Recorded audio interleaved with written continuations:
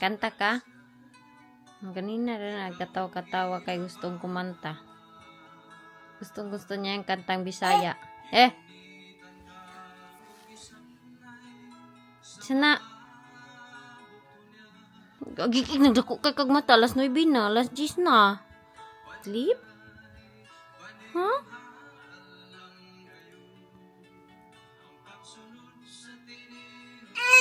Oh.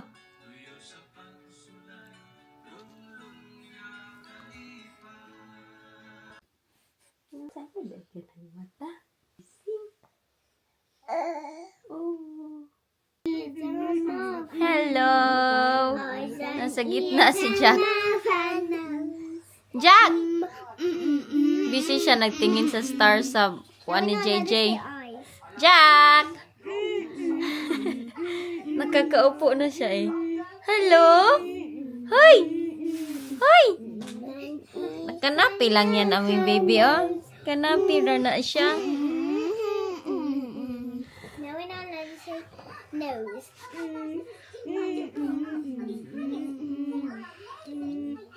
Saan na ilang kanta? Man.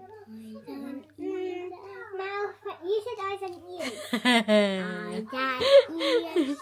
I thought we are allowed to say eyes and ears. Shaking it. Jack, big boy na ka lang? He like your dress, Jenny.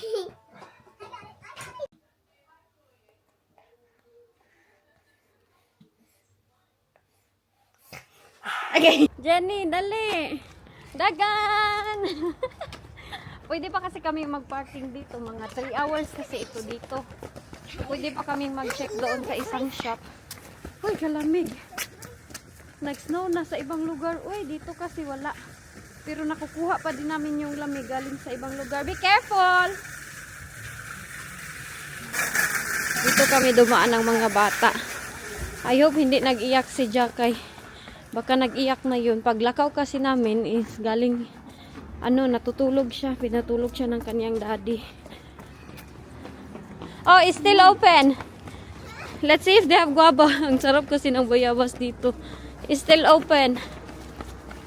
Jenny, be careful. Is it? It's open or closed? I think it's close. Ito yung maganda dito sa lugar namin sa Newport dahil madaming Asian shop. Hindi ka mahihirapan maghanap ba na kung saan-saan talaga sila. Hindi na ako mag-order sa online. No? Marami silang bigas. Si Jenny kaya nandidiri kasi yan siya dito. Pag dito siya. Ano kaya itong nandito? Oh, lo, ang laki ng shrimp. Ang laki ng shrimp nila, anak. Ha? Okay. Gusto nila yung headless chicken. Hindi ko alam kung anong isda to. Masarap sana to. Pero hindi ko siya kilala. Pag hindi ko kilala na isda, hindi ko kinakain, hindi ko binibili. Ha? It's cold. Kuha tabayabas na. May takway parang nako. Lamig kay siya. Ang sarap ng takway. Ay, wala na silang spinach na. Hala, mangga. Ito yung matitigas na mangga. Madaming gabi na ko. At saka itong plantain. Masarap to isaw-saw sa tawag nito. Ginamos. May ginamos ako doon. Kailangan natin trolley na. Wala silang trolley doon lang. We don't have any. Sorry. JJ, we need the condense to make your kuan. Huh? Condense to make your What? JJ's thing. And What did you... What magkano kaya to sugar? Dito na lang ako magbili. Oy, di na ako makapunta na. Ha? thing? The one you like, you said? You mean the egg? Magtingin tayo baka meron silang The egg thingy? yes, I don't want Maggi it. liquid I don't want sushi. it. This I don't nice, want no? these. I don't want to make it. The avocado? These.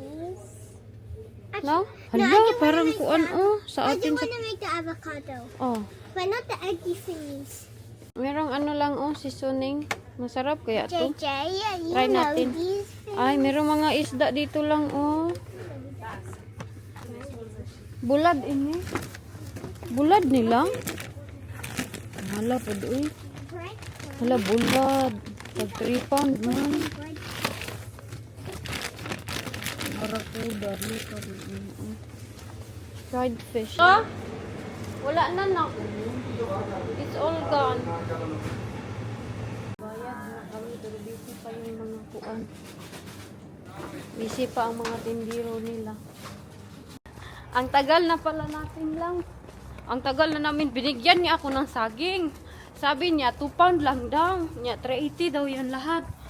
Lalata man. 2 lang yung makakain. Tapos, pwede siguro ako magluto ng, iwan ko kung ano pwede maluto ng lata na saging. Plantain. Yeah. Yeah, later we have to go home first because maybe Jack is crying. We've been staying so long now. Dami kong dagi. Bili ba? Kaayo, 21 pound ito lahat. Yung aking nabili dun sa Asian shop. Pero okay lang, makakain lang ako. Ang sarap kasi isaw-saw ng saging. Ay, saging at saka yung nabili ako ng mangga at yung tawag nito, suha at saka ay, ambot, hindi ako makaisip, sabas di bayabas na masarap yung sa atin, crispy, masarap isaw-saw sa pinakurat. Can you open it? Did you open it? Quickly na lang, kay we go home. Maybe Jack is crying. Laka. Agay, nag-molds ang kuan. Grabe man nag-moist ang ating sasakyan. Teka, lagay ko yung ating cellphone doon.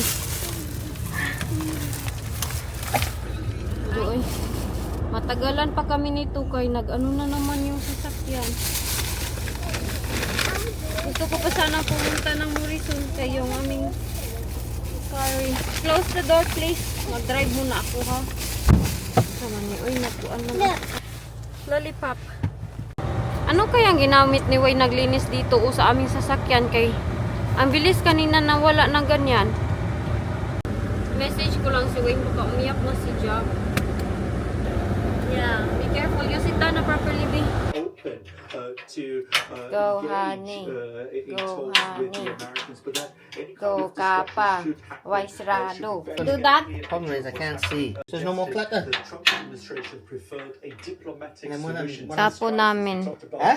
We're gonna the throw forecasts that that could be discussed, When am I gonna, including obviously Iran's And that nuclear one. program, also Iran's missiles, and, Ito din, uh, tapon the namin possible, to. Iranian Mag-licater proxies kami, in the mag-impake region. kami. And, the Kaya Iranian maglalayas na authorities kami have been dito. saying that as Dati well. nung nag-start pa lang kami ni Wayne, The ito rate yung of aming killings, lalagyan ng damit. that Eh is wala because kaming lalagyan ng of damit. this internet Ngayon, but also, tatapon na because siya. of the violence Tapon of ni this Wayne. brutal crackdown Sayang of no? the authorities on these Tapos lahat ng anti-government mga bags protests. ko, And, nandun ba ya today sa we've isa? been hearing Ewan these, ko kung saan ko ito accounts, sila ilagay of itong the mga bags. brutality, of the repression, Ito the violence that has Ito, been used yung by aking security Teddy forces Blake. to, Tapos, ito, you know, bigay ito ni Ate contain Oni, these yung 9 protests. West. And, that means that people are terrified Ayan. to join Meron these, pa akong mga demonstrations. So, wallet calls for dito. protests, but again, it's very difficult Yan, to no? see, to get a Michael clear picture of Kors, what's happening tapos- in the country. Yan, Calvin. Dami pa ito dito. Saan ko Saan kaya ayan sila ilagay? Bakit man ito siya nag-keep nitong Gucci Flora na box? Mabibenta kasi to. Where's my baby?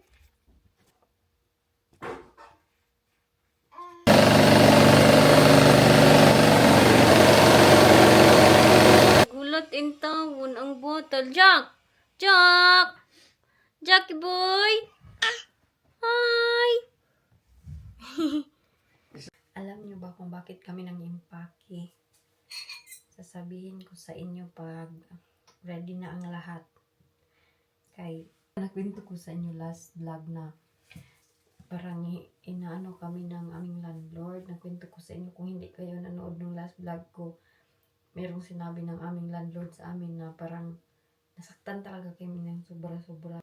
Kung makikita ninyo soon ay basta malalaman nyo soon kung bakit kami nag-impake ni Wayne Thai noodles. Tulog na ang mga bata dahil bukas is meron silang pasok. Hindi ako nakapag-vlog kahapon, Sunday. Ng Sunday kay. Na-stress ako sa ganap-ganap dito sa bahay. Sobrang stress ko. Pinagdaanan namin but hopefully everything will be okay talaga. Ka-impake kami. Maraming gamit ang aming na-impake. And naawa ko sa mga bata kaya sometimes wala ako masyadong time sa kanila. Ay, grabe nga yung pag-ano namin ni Wayne. Kami dalawa. Tapos, tulungan lang talaga kami dalawa. Yun yung aming ginawa this past few days. Nag-start kami last Friday. And then, kahit bawal sa amin, kay isday man ako, bawal sa amin maglinis ng Friday. Saturday, naglinis ako ng Saturday hanggang ngayon Sunday. So, wala akong oras na mag-edit, wala akong oras na mag-vlog. Kunti lang yung na-vlog ko kay para sa akin, grabe ang stress ko. Hindi ko kayang mag-on ng camera this past few days na as in. Parang feeling ko, ay, gusto ko lang mag-relax. So, ngayon, medyo nakarelax-relax na ako kay ang mga bata. Tulog na, nakaligo kami lahat, napaliguan ko sila, napaliguan ko yung mga bata before sila natulog. And everything is fresh. Tapos nanood kami ng movie ni Wayne. Ngayon pala talaga natapos. Nag-relax kaming dalawa. Ang movie namin pinanood is brutal kaayo yung kuan. Green Inferno. So, yun yung aming ginawa this past few days. Naisip ko nga, sayang mag-absent. Uy, pero para sa isip, kahit sa Facebook, wala akong update. Ilang days na akong walang update doon. Most of the time, everyday ako nag-upload doon sa Facebook. Pero wala kay, pag nasa stress, bitaw, nasa stress yung katawan mo, utak mo, wala ka na sa time na mag-vlog mo na ako, mag-edit mo na ako. There's a lot of moments na hindi nyo talaga nakita kung paano ako nag-struggle. Paano ako na-stress sa mga ganap-ganap sa buhay. But hopefully, everything will be okay. I'm happy at Wayne. Sobrang saya din ni Wayne dahil yun na nga, nagawa namin yung kailangan namin gawin dito sa bahay. Before that happened sa landlord, may nangyari na din sa akin talaga na yung ang dami kong iniisip. Tapos pag uwi ni Wayne, sabi niya, anong problema? So nag-open up ako sa kanya kung ano yung problema ko. And tinulungan niya ako isolve yung problema. So, sabi niya pagka morning, okay ka na ba? Hindi ka na nag-worry? Sabi ko, oo, okay na. Pagkatapos noon nang nasolve namin yung problema na yun, another problem na naman. Kaya nga, yung friend ko, nagpunta ako ng Morrison po, sabi niya, huy, ba't ang payat-payat ko na daw kuno kay dati nakita niya yung mukha ko sobrang laki. Ngayon, kita niyo yung mukha ko. Sobra gid ako na mayat. Sabi niya, ano daw yung sekreto ko? Is ko daw nagpayat 9 months pa lang si Jack. Wala na. Sobrang payatot ko na sabihan na naman ako ng iba dyan na, huy, kumain ka ng marami para mag-gain ka ng weight. Wag na. Kay grabe yung aking stress na na-experience dito sa bahay. Sabi ko sa kanya, one factor na makakapag-slim sa'yo is stress. Kay siya daw, nag-fasting daw siya para lang maging slim. Shock siya, nakita ako kay, sabi niya, ang laki-laki mo, nabuntis ka. Laki-laki ko daw, sabi ko, I know, kaya yung lubot ko, grabe, parang dito talaga. Pero, yun lang. Sabi ko sa kanya, stress lang talaga yung makakapag-slim. Hindi naman, pag nag-breastfeed talaga ako kay Jack at kay lahat sila, pag nag-breastfeed ako after ko mga anak, mga ilang months, magpapayat na ako. Tapos, pag nagbuntis ako, malaki talaga ako. Malaki yung mukha ko. Pero ngayon, wala na. Nag-slim down na ang aking mukha. Dati, pag ganun ako, sobrang payat. Grabe, taba-taba ko yun. Ngayon, wala na. Nag-slim down na ako.